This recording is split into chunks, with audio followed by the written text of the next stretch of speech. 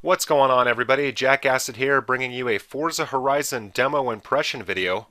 And this game is scheduled for release on October 23rd, 2012, and was developed by Playground Games, which is a newer gaming company, I believe formed in 2009, from a lot of ex-employees from Codemasters and also Bizarre Creations.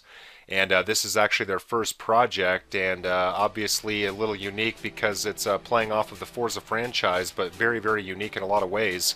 I'm going to go ahead and let you guys listen in on this opening video sequence to get this thing started. Hey guys, you're listening to Horizon Base Arena with me, Scott Tyler, on the first day of the Horizon Festival.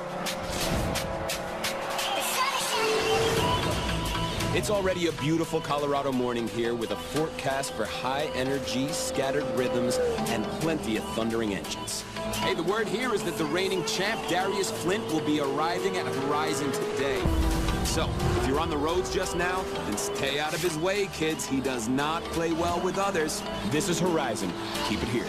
Alright, so before we can really take a look at anything thrown into this sequence here, chasing down this guy named Flint, who apparently is a big hotshot within the world of the Horizon Festival, which you heard the radio DJ talking about, and basically the idea behind the Horizon Festival is it's the backdrop premise for this game, and it's taking place in Colorado, and there's a number of events scattered around this area in which you can take part in. And I'll show you all of those things that are available to us as we get through the demo. As you can see, obviously, yes, very much a departure from Forza, going through the dirt there and wanting to see if I can turn off assist, want to turn off the racing line and turn on manual transmission, and whoa, very close call there, trying to chase down Flint. But no opportunity to change our controls just yet, so going to go ahead and follow this through. And as you can see, at the top of the screen we get some accumulations for stunts and close calls with other cars and things of that nature. Not sure what impact that has on gameplay, if we're accumulating credits or statistics or what it is. We'll have to wait and see. So now let's listen in and see what the narrator has to say. You sign up for festival races at trailers like this. When you see one, park outside it to register for the event. The Recaro Rush is an off-road event, so you'll need an all-wheel drive car. Let's go to the auto show and buy one.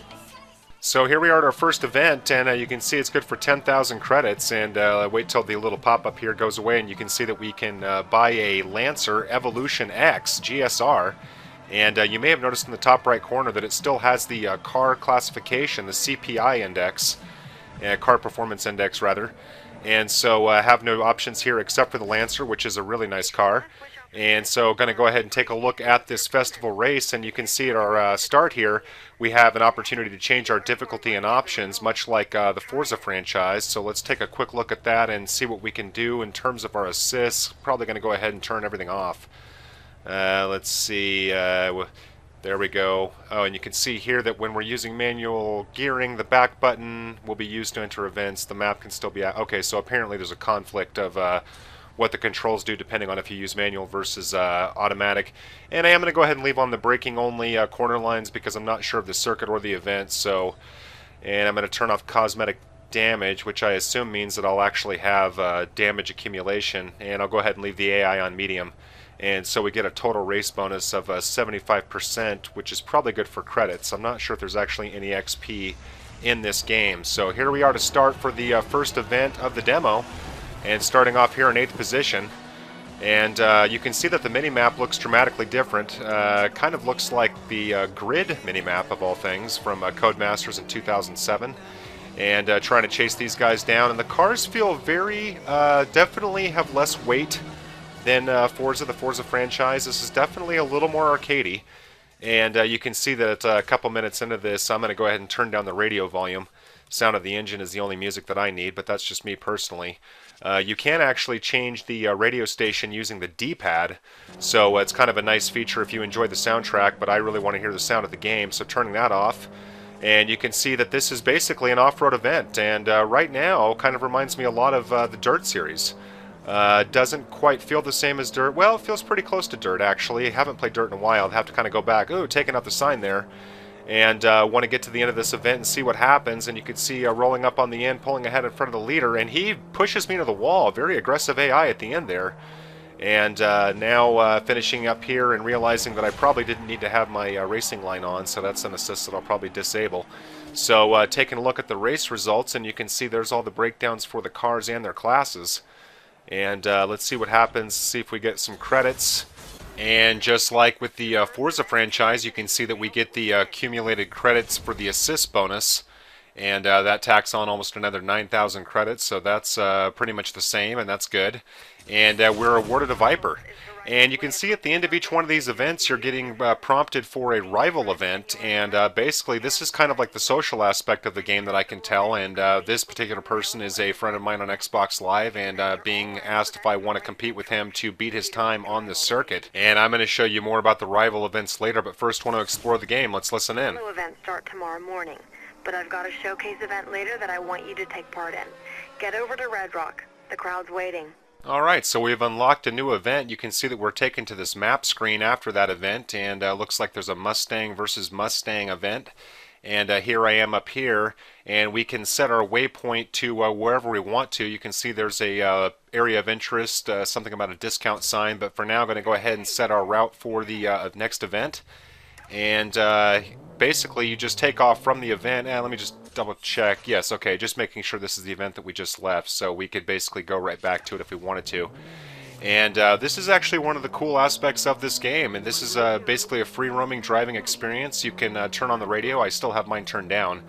But this is totally open world, so at this point feeling a little bit like maybe the Burnout Paradise game, strictly within the sense of the sandbox element. And very, very fun. And you can see that we have to get through traffic and kind of play this however we want. And being a little distracted by the narrator, GPS woman, and you can see I start to miss the curve in the road, and there's a little detour here, so not really sure what this is. Might be something that's unlocked later in the game. But there's a little GPS voice that tells you when to turn. Whoa, very close call there. And actually you may notice that we'll be passing cars that have names above them, and I believe that those are competitors in the Forza Horizon. And more on them later. There's another one.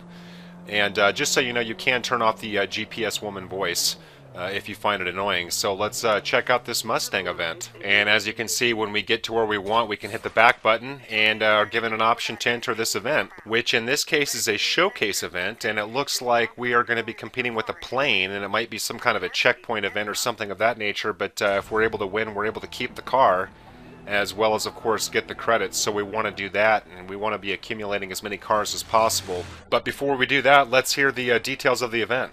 You and the pilot have to pass through the checkpoints in order and then race to the finish line. The plane has a much bigger turning circle than you, but in a straight line, it's faster. So this is going to be close. Okay, so as expected, this is a checkpoint event, and as you can see, I've gone ahead and turned off my driving line and realize that I really have no use for it. The game is pretty good about marking huge corners. You can see big signs on the side of the road as you go along here. So here we are to start, and it looks like the plane is coming in behind us. And you can see right in the top right corner that right now I'm in second place. And there goes the plane, and the plane is able to beat me to the first checkpoint, so I'm down one. And best I can tell, skipping ahead to the end here, whoever has the most checkpoints at the end is the winner. So let's see if we can beat the plane at the end, and yes, able to finish in first place. So pretty straightforward there. And not a huge fan of those types of events. They're fine, I guess, but you know, good for a few credits. And I want the cars, so of course we're going to do them. But kind of interesting, different than a straightforward race. And so we get the Ford Mustang here, so that's pretty cool. It's a C400 class, and not exactly sure how to change our cars yet. Tried to play with it a little bit in the driving sequences in between, and had no luck finding them, so we'll have to look around later. As you can see, since we've beaten this event, we're prompted for another rival challenge with my mate, Man Cave Motorsport, in this case. But again, going to go ahead and skip that and move on to the next event and get back to rivals later. And you can see that we've got a cash event unlocked over at the Gladstone Cell Tower. And looks like there's different icons for the events. This is a cash event, it looks like, as opposed to a car event. And wow, 61,000 credits to do that. So we definitely want to take a look at that. And so going to go ahead and take off from the Mustang versus Mustang event. But before we do that, going to take a look at the message center. And even though I don't have anything in here right now, what you'll see here is news and updates, as well as rival challenge updates from your friends online. So if you've ever played, for example, Need for Speed, Hot Pursuit, and things of that nature, it's very much the same. And so you can jump in there and see what kind of times your friends are putting in, and try and go head-to-head with them to try and beat them out. And you do get credits for the rival challenges, so that's nice. It doesn't feel like a waste of time. And so now getting back on the road, we want to get our hands on that big wad of cash. Wait, what's this? Hey, you've just found our Horizon speed trap. We've placed these all over Colorado. Whenever you see one, drive past it as fast as you can. We'll save your fastest speed at each one. Alright, so now we have a little mini game in between the events, and this is a speed trap, and basically trying to go through it as fast as possible. And you can see that we're slower than one of my friends who has completed the same thing. And you can see there at the bottom, there's 216 roads as I clip the back of that car. And that's one thing about this game, not a lot of damage in the way of damage, and you can see I started to enter a restricted area and basically just turned around. So going to go ahead and make the proper turn, was being distracted by the interface, checking it out. And you may note here that the sun is actually going down. And so let's see what happens if we get a day-night cycle. That would be very cool. And you can see accumulating some things, get a daredevil bonus for going through a couple of cars. And again, I'm not exactly sure what the impact of those accumulations are. We are outside of the actual event, so I'm not sure if it's just for statistical collection or what it's for. But as we pull into this event, you can see at the bottom of the screen there's actually 216 roads in this game. And that sounds pretty large, but we only have access to so many cars and parts of the map, so for now I'm going to have to stick with the events. And you can see that we're going to go ahead and race with our Viper. And I'm very anxious to see what cars we can, or what the other cars feel like in the open road aspects of the game. I'm sure we can change cars around, but we don't have access to that in the demo as far as I can tell. So starting off here on this race event, starting off in last place.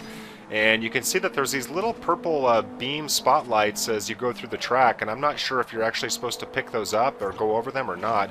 I don't think so, but because I'm not sure, I'm trying to pick them up. As you can see, I seemingly missed that one, but get a little ding notification. So whatever they are, they seem to be registering, and yeah, very close call there with the oncoming traffic. Another car coming by there. And obviously contending with that in some of these events. As you can see, I start to go wide coming over here and make contact with the car in front and able to get ahead of him. And I had mentioned earlier that this is more arcadey, and I wouldn't go as far as calling it super arcadey because there is definitely a physics engine here. It's just much more forgiving than Forza itself, but definitely has no real damage models, so there doesn't seem to be a huge setback in the way of damage. As you can see, trying to get around Berg for the lead. And pushing now and able to overtake him. But anyway, getting back to the whole arcade versus sim thing, it's definitely not a sim, but there is a distinction between driving the different cars. And obviously the more that we can unlock... Mommy! Very close again there with the oncoming traffic. Boy, I tell you, those blind summits are scary in this game, that's for sure. But obviously the more cars that we can unlock, the better that we can gauge the differences between them in terms of the handling. And again, there are Forza elements, so I think as long as you go into this with eyes wide open that it's a different kind of experience, there's a lot of fun to be had here.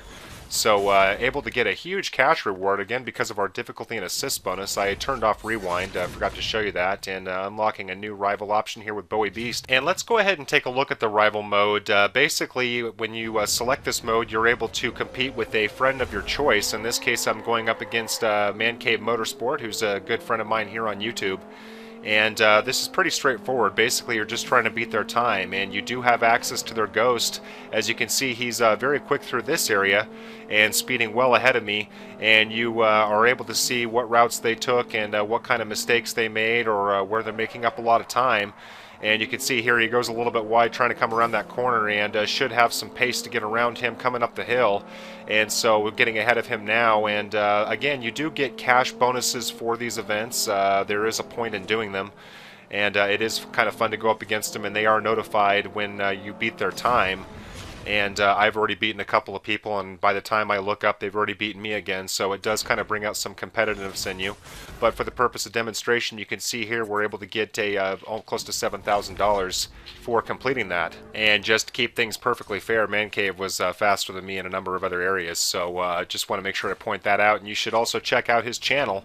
I'll provide a link for it here in the description. So now moving along to kind of check out the game some more, and you can see that kind of scanning through the views here, checking out hood view for just a moment, the sun has gone down. And with that, I wonder what other surprises the game has in store. Hey, You've just found a Horizon speed zone. We've placed these all over Colorado, and they're just like the speed trap I showed you earlier. But the difference here is that your average speed is measured from start to finish. Okay, so I guess the first time we went through this, it was basically a snapshot, kind of like what your speed was as you hit a certain point. And this is more like a speed zone where we have a sector time here and trying to get as fast as we can until we get to the end and see what our average speed is like. So again, more mini games here to kind of keep you occupied in between as you're commuting from event to event or hopefully town to town. It would be nice to get an actual idea of what the map size will be. I did kind of scan around the map a little bit and not sure if it's going to be the final entirety of it, but it did seem rather big. And here you can see turning down this dirt road, and it's the dead of night now. And so basically just kind of cruising around, checking out the scenery and exploring a bit. And this is actually a lot of fun driving at night. Now I'm anxious to get back out on the road and see what it looks like with traffic. Here we've got a freeway of sorts, and you can see I wish there was some way to engage the other competitors, but I found no way to do that so far. I'm wondering now if you can develop rivalries as the Horizon Festival goes on. So here we are going back through, I believe, the same speed trap, only reverse, so obviously they're activated from either direction. And I'm sure they're static on the map. I'm sure they don't move. That would be a little strange, but you never know. So just to summarize a handful of thoughts as we wrap things up, really impressed with this game. It's a mix of a lot of different games that I've played in the past that I've really enjoyed, such as Test Drive Unlimited, Midnight Club, a little Need for Speed, and some sure vibes from the Codemaster Roots of Playground games in both Dirt and Grid. I do have some questions though, such as what types of things we'll have access to in terms of a race hub or headquarters. I know that there's one included, and it gives you the opportunity to trip skip and things like that, but I'm wondering what we can do there, what kind of options we'll have in terms of the cars themselves. You know, can we customize liveries, tweak setups, etc.? I'm pretty curious about all that. But it's also nice to see Turn 10 sign off on an offshoot, you know, a less serious platform for the Forza experience without entirely giving up the smooth controls, graphics, and so forth. I really enjoy the free roaming sequences and will be anxious to explore more of that. Now, of course, if you're a die-hard sim gamer, this could be a pass. You might want to play it before you buy it, but if you're like me and embrace a good car game despite what genre it is, this is undoubtedly worth looking into. So that does it for this review. Thanks for taking the time to watch this video. You'll find plenty of Forza 4 on my channel. Feel free to check it out. Thanks again.